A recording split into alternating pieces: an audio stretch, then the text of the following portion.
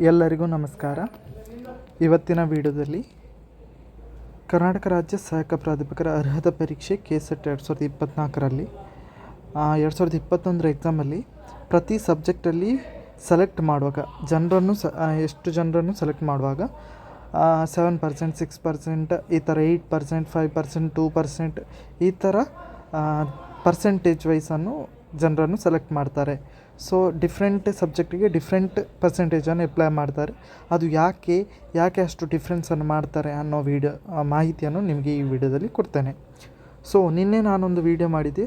ಆ ವಿಡಿಯೋದಲ್ಲಿ ನಾನು ಏನು ಹೇಳಿದೆ ಅಂದರೆ 2024 ಎಕ್ಸಾಮಲ್ಲಿ ಪ್ರತಿ ಸಬ್ಜೆಕ್ಟಲ್ಲಿ ಎಷ್ಟು ಜನ ಅರ್ಹತೆಯನ್ನು ಪಡಿಬೋದು ಅನ್ನೋ ಒಂದು ಎಕ್ಸ್ಪೆಕ್ಟೆಡ್ ಅರ್ಹತೆಯನ್ನು ಎಷ್ಟು ಜನ ಪಡಿಬೋದು ಅನ್ನೋದನ್ನು ನಾನು ತಿಳಿಸಿದ್ದೆ. ಅದು 2021 ಕೆಸೆಟ್ ಎಕ್ಸಾಮ್ನ ಡೇಟಾದ ಬೇಸ್ ಮೇಲೆ ವಿಡಿಯೋವನ್ನು ಮಾಡಿದ್ದೆ. ಸೊ ಆ ವಿಡಿಯೋವನ್ನು ಮಾಡುವಾಗ ಡೇಟಾವನ್ನು ತೋರಿಸಿದ್ದೆ. ಅಲ್ಲಿ ನೀವು ನೋಡಿರ್ಬೋದು 7%, 6%, 8%, 2%, 11%, 14% ಹೀಗೆ ಡಿಫ್ರೆಂಟ್ ಸಬ್ಜೆಕ್ಟಿಗೆ ಡಿಫ್ರೆಂಟಾಗಿ ಸೆಲೆಕ್ಟ್ ಮಾಡಿದರು. ಸೊ ಅದು ಯಾಕೆ ಅನ್ನೋದನ್ನು ಈ ವಿಡಿಯೋದಲ್ಲಿ ನಿಮಗೆ ತಿಳಿಸ್ತೇನೆ. ಸೊ ಅದಕ್ಕಿಂತ ಮುಂಚೆ ಇದುವರೆಗೆ ಯಾರು ನಮ್ಮ ಚಾನಲನ್ನು ಸಬ್ಸ್ಕ್ರೈಬ್ ಮಾಡ್ಕೊಳ್ಳಿ ಅಂತ ಹೇಳ್ತಾ ಬನ್ನಿ ಇವತ್ತಿನ ವಿಡಿಯೋವನ್ನು ಶುರು ಮಾಡೋಣ. ಸಬ್ಜೆಕ್ಟ್ ವೈಸ್ ಜನರನ್ನು ಸೆಲೆಕ್ಟ್ ಮಾಡುವಾಗ ಪರ್ಸೆಂಟೇಜು ಇಲ್ಲಿ ಡಿಫ್ರೆಂಟಾಗಿ ಕಾಣ್ತದೆ ನಮಗೆ. ಅಂದರೆ 7%, 8%. ಯಾಕೆ ಈ ಥರ ಮಾಡ್ತಾರೆ ಅಂದರೆ ಸಬ್ಜೆಕ್ಟ್ ಈಸಿ ಇದ್ದರೆ ಎಕ್ಸಾಮ್ ಈಸಿ ಇದ್ದರೆ ಯಾವ ಸಬ್ಜೆಕ್ಟ್ ಈಸಿ ಇರ್ತದೆ ಹೆಚ್ಚು ಅಂಕ ಯಾರು ಪಡೆದಿದ್ದಾರೆ ಅಂದರೆ ಹೆಚ್ಚು ಅಂಕ ಪಡೆದಿದ್ರೆ, ಈಗ 300ಕ್ಕೆ 200, 190 ಆ ಥರ ತುಂಬ ಜನ ಪಡೆದಿದ್ದರೆ ಹೆಚ್ಚು ಕಟ್ ಆಫ್ ಹೋಗುತ್ತೆ. ಅಂದರೆ 14% ಎಲ್ಲ ಸೆಲೆಕ್ಟ್ ಆಗಿ ಡೇಟಾ ಇಲ್ಲಿ ಹೋಮ್ ಸೈನ್ಸಿಗೆ 14% ಕೊಟ್ಟಿದ್ರು. 14% ಜನ ಸೆಲೆಕ್ಟ್ ಮಾಡಿದರು. ಸೊ ಅಷ್ಟು ಜನ ಸೆಲೆಕ್ಟ್ ಆಗ್ತಾರೆ. ಸೊ ಹೆಚ್ಚು ಜನ ಸೆಲೆಕ್ಟ್ ಆಗುವಂತಹ ಚಾನ್ಸಸ್ ಇರುತ್ತೆ. ಸೊ ಯಾವಾಗ ಎಕ್ಸಾಮ್ ಈಸಿ ಬಂದು ಎಷ್ಟು ಅಂಕ ಪಡೆದಿರ್ತಾರೋ ಎಲ್ಲರೂ ಸಾಧಾರಣ 100ರಲ್ಲಿ 75 ಜನ 190ಕ್ಕಿಂತ 200ಕ್ಕಿಂತ ಹೆಚ್ಚು ಅಂಕ ಪಡೆದಿದ್ದರೆ ಆವಾಗ ಆ ಸಬ್ಜೆಕ್ಟಿಗೆ ಹೆಚ್ಚು ಪರ್ಸೆಂಟೇಜ್ ಬರುತ್ತೆ. ಯಾವಾಗ ಒಂದು ಸಬ್ಜೆಕ್ಟಲ್ಲಿ ಈಗ ತುಂಬ ಕಷ್ಟ ಬಂದಿರುತ್ತೆ ಆ ಸಬ್ಜೆಕ್ಟ್ ಪೇಪರ್ ಎಕ್ಸಾಮ್ ತುಂಬ ಟಫಾಗಿ ಬಂದಿರುತ್ತೆ, ತುಂಬ ಜನ ಕಡಿಮೆ ಮಾರ್ಕನ್ನು ಪಡೆದಿರ್ತಾರೆ.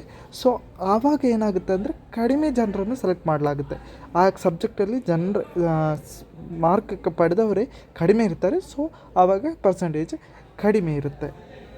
ಸೊ ಫೈನಲ್ ಆಗಿ ಏನಾಗುತ್ತೆ ಅಂದರೆ ಟೋಟಲ್ ಎಷ್ಟು ಜನ ಎಕ್ಸಾಮ್ ಬರೆದಿರ್ತಾರೆ ಟೋಟಲಲ್ಲಿ 6% ಜನರನ್ನು ಸೆಲೆಕ್ಟ್ ಮಾಡ್ತಾರೆ.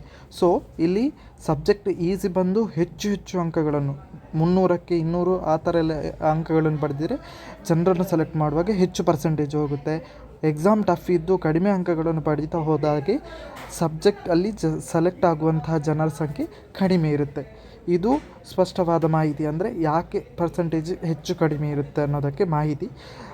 ಇಲ್ಲಿ ಕೊನೆಗೆ ಏನಾಗುತ್ತೆ ಅಂದರೆ ಎಲ್ಲ ಸಬ್ಜೆಕ್ಟ್ ಸೇರಿ ಒಟ್ಟು ಎಷ್ಟು ಜನ ಎಕ್ಸಾಮ್ ಬರೆದಿದ್ದಾರೆ ಅದರಲ್ಲಿ ಸೆಲೆಕ್ಟ್ ಮಾಡುವಾಗ 6% ಬರುವ ಹಾಗೆ ಸೆಲೆಕ್ಟ್ ಮಾಡ್ತಾರೆ. ಸೊ ಅದನ್ನು ಗಮನದಲ್ಲಿಟ್ಟುಕೊಂಡು KE ಅವರು ಮೇಲಿನೆಲ್ಲ ಸಬ್ಜೆಕ್ಟ್ ವೈಸ್ ಡಿಫ್ರೆಂಟ್ ಪರ್ಸೆಂಟೇಜಲ್ಲಿ ಸೆಲೆಕ್ಟ್ ಮಾಡ್ತಾರೆ. ಕೊನೆಗೆ ಸೆಲೆಕ್ಟ್ ಮಾಡುವಾಗ 6% ಸ್ಪಷ್ಟವಾಗಿ ಬರುವ ಹಾಗೆ 6.8 ಕೊಟ್ಟಿದ್ದಾರೆ. ಸೊ 6% ಬರುವ ಹಾಗೆ ಅವರು ಸೆಲೆಕ್ಟ್ ಮಾಡ್ತಾರೆ. ಸೊ ಇದಿಷ್ಟು ಇವತ್ತಿನ ಮಾಹಿತಿ. ಯಾಕೆ ಡಿಫ್ರೆಂಟ್ ಆದ ಡಿಫ್ರೆಂಟ್ ಸಬ್ಜೆಕ್ಟಲ್ಲಿ ಡಿಫ್ರೆಂಟ್ ಪರ್ಸೆಂಟೇಜಲ್ಲಿ ಅಭ್ಯರ್ಥಿಗಳನ್ನು ಆಯ್ಕೆ ಮಾಡ್ತಾರೆ ಅನ್ನೋ ಮಾಹಿತಿ. ಈ ಮಾಹಿತಿ ನಿಮಗೆ ಇಷ್ಟ ಆಗಿದೆ ಲೈಕ್ ಮಾಡಿ, ಹಾಗೆಯೇ ಶೇರ್ ಮಾಡಿ ಅಂತ ಹೇಳ್ತಾ, ಇದುವರೆಗೆ ಯಾರು ನಮ್ಮ ಚಾನಲನ್ನು ಸಬ್ಸ್ಕ್ರೈಬ್ ಆಗಿಲ್ಲ ಸಬ್ಸ್ಕ್ರೈಬ್ ಹಾಕೊಳ್ಳಿ ಅಂತ ಹೇಳ್ತಾ ಮುಂದಿನ ವಿಡಿಯೋದಲ್ಲಿ ಸಿಗೋಣ. ನಮಸ್ಕಾರ.